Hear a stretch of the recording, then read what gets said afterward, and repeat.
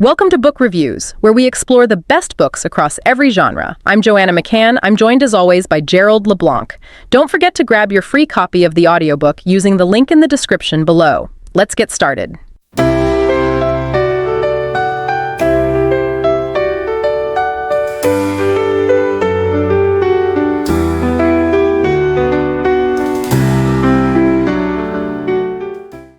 All right, diving right in today, we're going to be looking at how to get better at pretty much anything. Anything and everything, hopefully. Well, we're using Scott H. Young's Get Better at Anything as our guide. A fantastic book.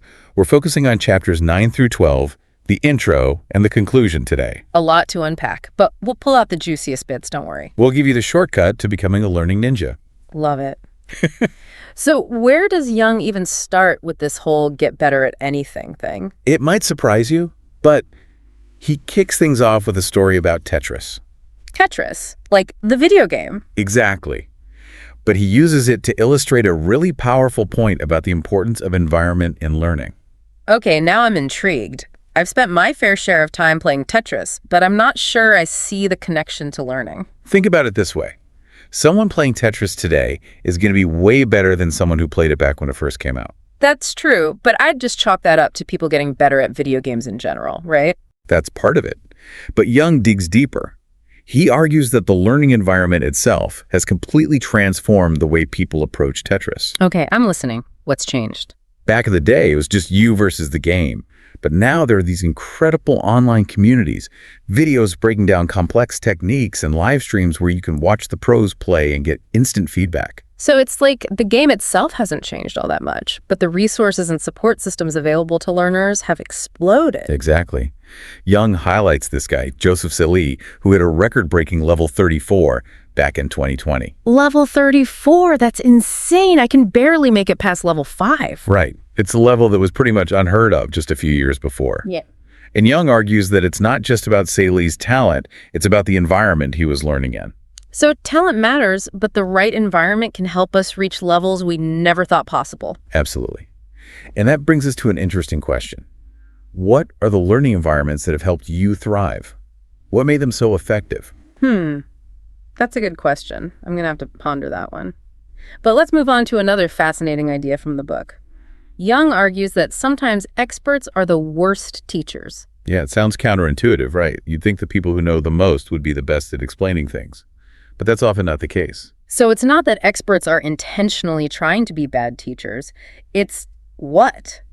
They just don't know how to break things down for us mere mortals. That's part of it. Young calls it the curse of expertise.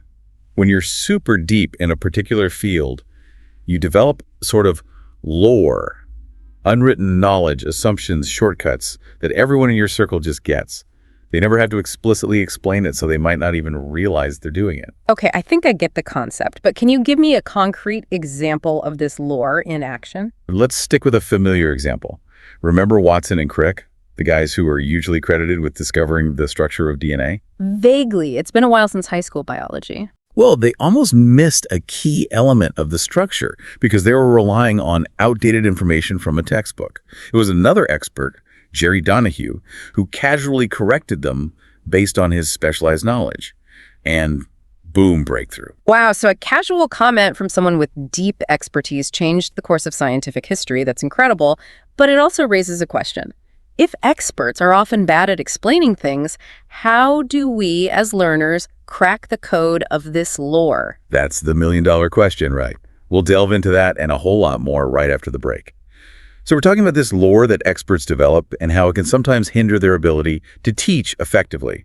But the good news is we can tap into that lore even if we're not experts ourselves. Okay, I'm all ears. How do we do that? Young suggests seeking out communities of practice, spaces where people are actively engaged in the skill we want to learn. So it's about immersing ourselves in the world of the skill, observing how experts actually do the thing, not just how they talk about it. Exactly. And it's about asking insightful questions. Don't be afraid to dig deeper and challenge assumptions. Remember, experts aren't always aware of the hidden knowledge they possess. It's like becoming a detective of sorts, uncovering the clues to mastery that are hidden in plain sight. I love that analogy. It's about being curious, observant, and persistent in our pursuit of understanding. This is making me rethink how I approach learning new things. It's not just about absorbing information passively, it's about actively engaging with the material and the people who are living and breathing it. Absolutely. And that brings us to another crucial point that Jung makes: the importance of bridging the gap between practice and reality. Bridging the gap between practice and reality, I'm not sure I follow. Jung uses this fascinating example from World War I pilot training to illustrate this concept. World War I pilots. Okay, you've got my attention. Back then, pilots were often sent into combat with very little actual flying experience. Their training was heavy on theory and classroom instruction, but light on hands-on practice. Oh wow, that sounds terrifying. It was. The fatality rates were incredibly high. And then this British pilot named Robert Smith Barry came along and basically revolutionized the training process. What did he do differently? He introduced dual control systems so that instructors could take over in emergencies, emphasize real-world scenarios and challenging maneuvers during training, and drastically cut down on classroom time in favor of more flying time. So he basically shifted the focus from theory to practical application. Exactly. He understood that piloting is a dynamic skill that can only be truly mastered through real-world experience. And did his changes make a difference? A huge difference.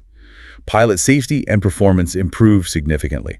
His approach basically set the standard for flight training that we still use today. That's incredible. But how does this apply to learning in general? I mean, most of us aren't training to be fighter pilots. The key takeaway is that our practice should align with the demands of the real world, whatever skill we're trying to develop. So if you're learning to code, you should be writing real code, not just doing textbook exercises. If you're learning to write, you should be writing for a real audience, not just for yourself. So it's about simulating the conditions we'll face in real life as closely as possible. Precisely.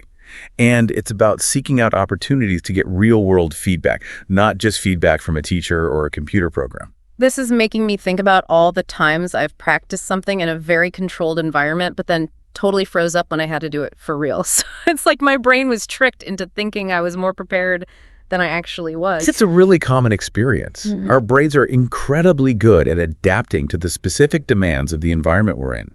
So if we're only ever practicing in a safe, predictable setting, we might not be developing the skills and mental flexibility we need to perform under pressure. Okay, that makes a lot of sense. So how do we ensure that our practice is truly preparing us for the real world? Any tips? One key strategy is to gradually increase the complexity and unpredictability of our practice sessions. So if you're learning to give presentations, you might start by practicing in front of a mirror, then move on to practicing in front of a friend or family member, and then finally work your way up to presenting in front of a larger, unfamiliar audience. So it's about gradually exposing ourselves to the kinds of challenges we'll face in the real world, like a form of systematic desensitization for our learning anxieties. Exactly. And another key strategy is to seek out feedback from people who are already successful in the skill we're trying to develop. So finding mentors or joining communities of practice, like we talked about earlier. Exactly. And when you're getting feedback, be sure to ask specific questions that will help you to identify the areas where you need to improve. Don't just settle for general praise or criticism. This is all super valuable stuff. I'm definitely going to be more mindful of how I structure my practice sessions moving forward. I want to make sure I'm not just going through the motions, but actually developing skills that will translate to real-world success. That's the goal. And speaking of real-world success, Jung also makes an important distinction between developing skills and simply signaling competence. Okay, I'm not familiar with that distinction. Can you elaborate? He argues that many of the things we do to signal our competence, like getting degrees, certifications, or awards, don't always translate into real-world skills. So it's like having a fancy resume, but not actually being able to do the job. That's a great way to put it. He calls this the trap of focusing on signals instead of skills. I think we've all fallen into that trap at some point, right? It's easy to get caught up in chasing external validation. But how do we avoid that trap? How do we ensure that we're actually developing skills, not just collecting accolades? That's a great question. We'll dig into that right after we take a quick break. Okay, so we were just talking about this idea of focusing on actual skills versus just collecting signals of competence. Like, how do we know we're actually learning and not just checking boxes? Yeah, it's easy to get caught up in the resume building game. But Jung argues that true mastery comes from developing real-world skills that can be applied in a variety of situations. So how do we shift our focus from signals to skills? Well, one key strategy is to be really intentional about the kinds of learning experiences we seek out. Young encourages us to prioritize opportunities for hands-on practice and real-world feedback, even if they don't come with a fancy title or certificate. So it's about finding experiences that will actually push us to grow, even if they're not the most glamorous or prestigious. Exactly. And it's about recognizing that true mastery often requires going beyond the traditional markers of success. I love that. It's like, forget the shortcuts, let's get our hands dirty and actually learn the craft. But how do we know where to even start? Young emphasizes the importance of self-experimentation. He encourages us to try different learning strategies, track our progress, and figure out what works best for us. That makes a lot of sense. It's like finding the right workout routine or diet. What works for one person might not work for another. Absolutely.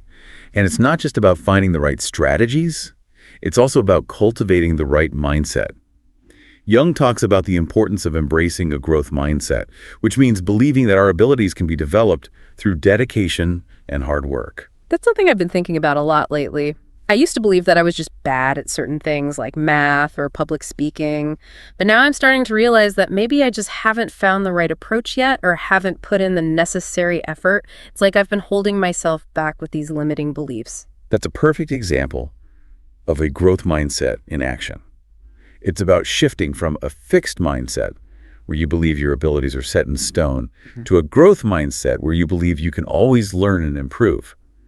And that shift in perspective can make all the difference. It really can. I'm feeling so much more empowered just thinking about learning in this new way. And that's really the whole point of Young's book, isn't it? To empower us to become more effective learners and to realize that we're capable of achieving so much more than we might think. Absolutely.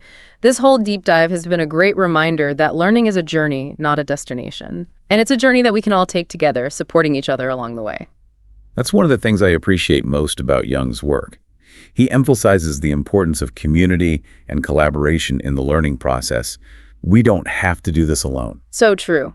Whether it's finding a mentor, joining a study group, or just talking to friends about what we're learning, connecting with others can make the journey so much more enjoyable and rewarding.